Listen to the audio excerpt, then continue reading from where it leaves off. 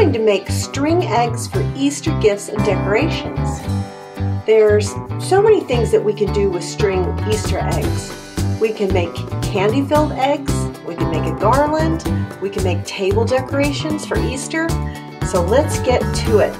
The main things you're going to need are string or yarn, glue, and balloons. And then we'll talk about what you can do with them later and how you can fill them. We're going to start by preparing our work surface. This is just a Formica tabletop, so everything would scrub off of this fine. But I'm going to put down a piece of parchment paper. You could use wax paper or an old tablecloth, whatever you want, but it is kind of a messy craft because we're going to be using glue and it kind of gets onto things. I've put about a cup of glue in the bottom of a bowl. To start with, let's make candy-filled string eggs. I'm going to use water balloons, and they are smaller, and we're going to try putting the candy inside and wrapping it with string. Let's use some Hershey's milk chocolate eggs. That is, if I don't eat them all first. I want to use something that's round on the ends so they'll slip into the ends of the balloons better. If you're doing this with littles, it's not the easiest thing to do. We could try some heavier weight balloons, but I love the size of these. So I just roll it over the end of that candy and roll it until it's down inside of the balloon. I think we're just going to do 2 pieces of candy in each one and then blow them up a little bit. Not going to do that in front of you. And I'm going to leave it small so it looks like an egg. And tie it off.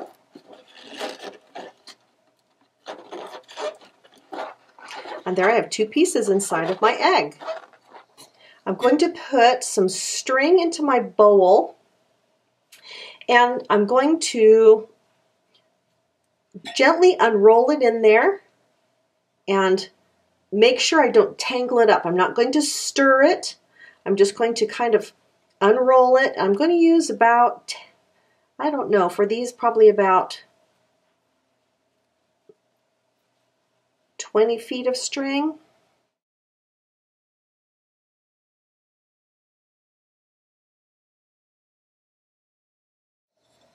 Make sure you hold on to the end and then just push it down into the glue with the spoon. Again, don't stir it because then it'll get tangled. This does work with Mod Podge as well. I don't water my glue down. I've tried that before and it did not stick well enough when I watered it down. All right, we're going to start winding. Going to hold on to the string at the top and then start winding this around the balloon, pulling it up. It's messy. It's kind of fun. And then I kind of pull the string through my fingers to get part of the glue off as I'm coming out of the bowl. And go all different directions. So see, as I pull that between my fingers, it gets some of the glue off. So it's not too thick.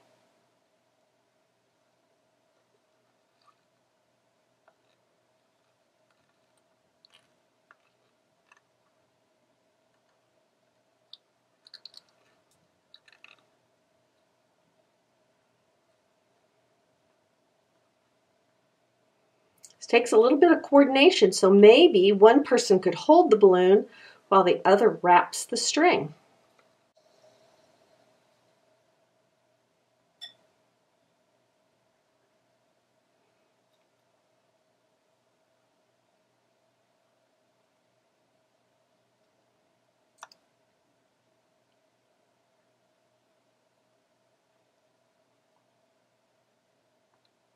We want the string to go every direction around the balloon. So you might want to turn the balloon a little bit and get it to go different directions. And that was about the right amount of string. I like that. I'll wipe a little extra off, and then I'm going to lay this in a muffin tin to dry, and I'm going to let it go for about 24 hours. Next, I'm going to go to the bathroom and wash my hands. I'm going to make some of the string balloons and use them in a garland. So I'm going to blow up a balloon and then cover it with string, but not put anything in it this time.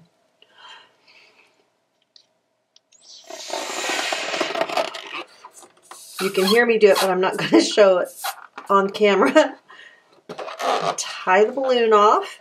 I'm going to try to make all of them about the same size. We'll do the exact same technique with the string.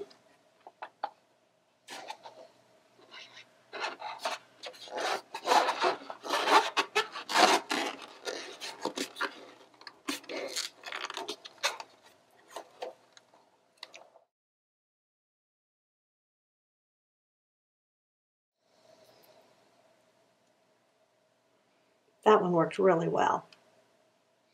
I'm going to shift now to making a larger string egg.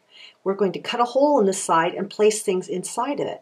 So I'm going to use a 9-inch balloon. That's the largest that I have here, and make it as large as possible so it has a bigger center area to use. And I'm going to put string in the bowl, and you know the routine. But this time I'm going to use a white crochet thread. And I'm going to take it directly off the roll and put it in here. And I'm going to use, I don't know, 10 or 20 yards to start with. And then I will continue adding pieces into the glue and onto the balloon until it's thick enough. So I'm going to let that kind of soak in and get started wrapping my large balloon. I'm excited to show you what we're going to do with this large balloon.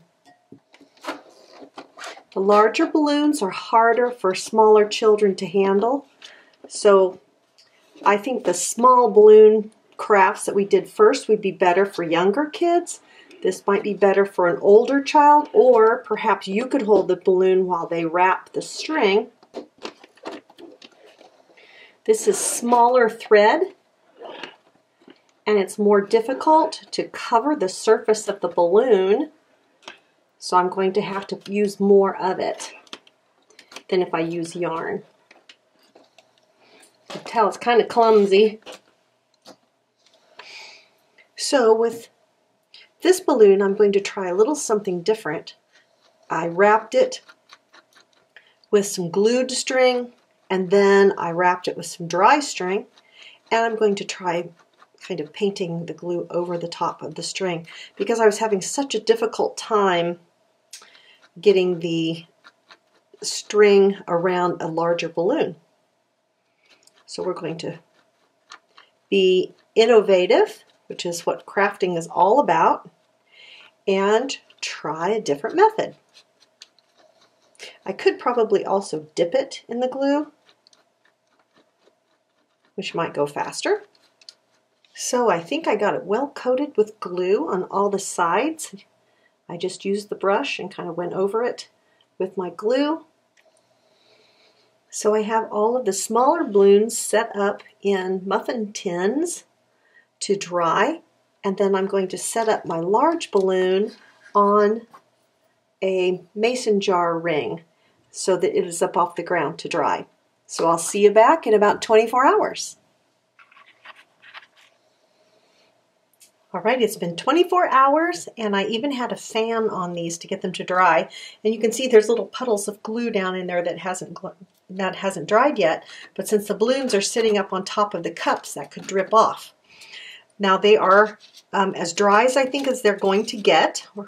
But I have found that sometimes when I pop the balloon, this will collapse a little bit. So don't freak out. But this is kind of a fun part. I'm going to start popping these balloons, and then I'm going to pull the balloon out. So should I start? Where's the ones with the candy in them? Here they are. Let's pop those first. So it doesn't pop like you think. It just starts letting the air out, and it starts sinking in. And I actually am going to kind of use a tweezers to push the balloon away from the yarn.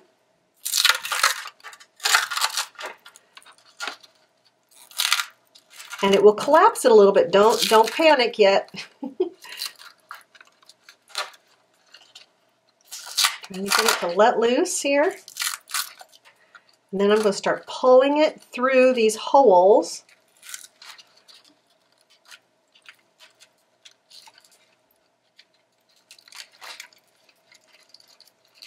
And then we're going to pull it back into shape. So I'm going to start pulling the balloon out so I can get a hold of it. It makes a funny sound.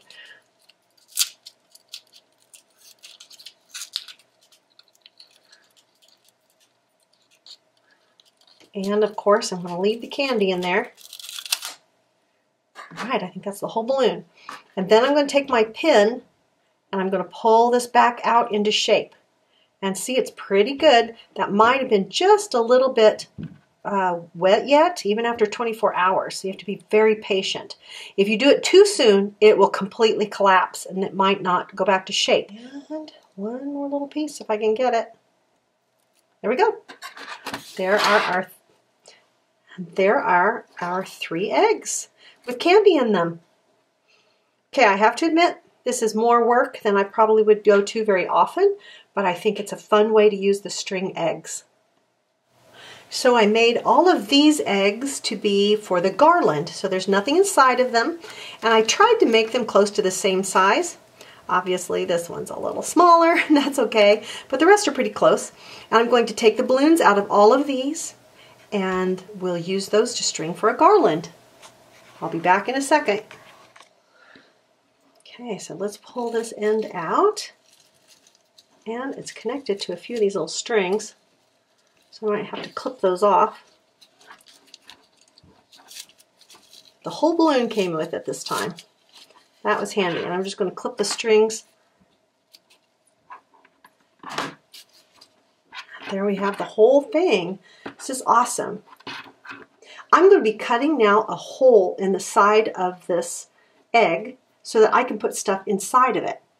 So when I was growing up, there used to be little sugar eggs with a hole in it and then a little scene inside made out of frosting. So this is like a big permanent version of that.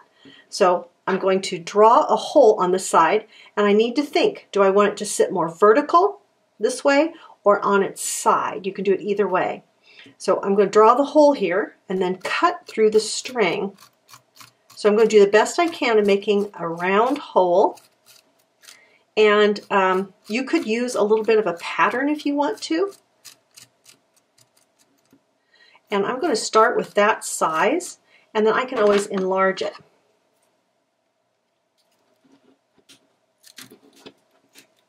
And actually, this is kind of hard to cut. There's a lot of layers of string there.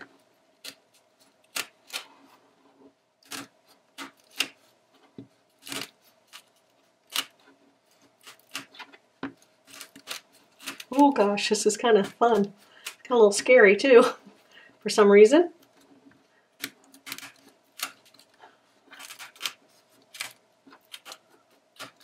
Okay, and there now I have a hole in the front of my egg, and I can put things inside.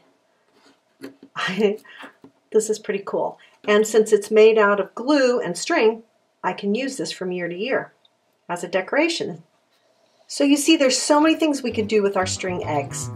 But these eggs, I thought I would put in a basket as a decoration or give them to someone. Unfortunately, you have to cut them open to get your eggs, but hey, that's all right. So I think my favorite use for these string eggs is to make a garland. I'm going to use some of the green yarn that I used on that egg to string them together. And as I look at them, I'm going to try to find the prettiest side, and I'm going to try to find what is the top. And then I can either use a yarn needle, or I can use this tweezers to pull the yarn through. I'm just push it into the top, take hold of it through another hole, and oh, easier said than done. grab it and pull it through.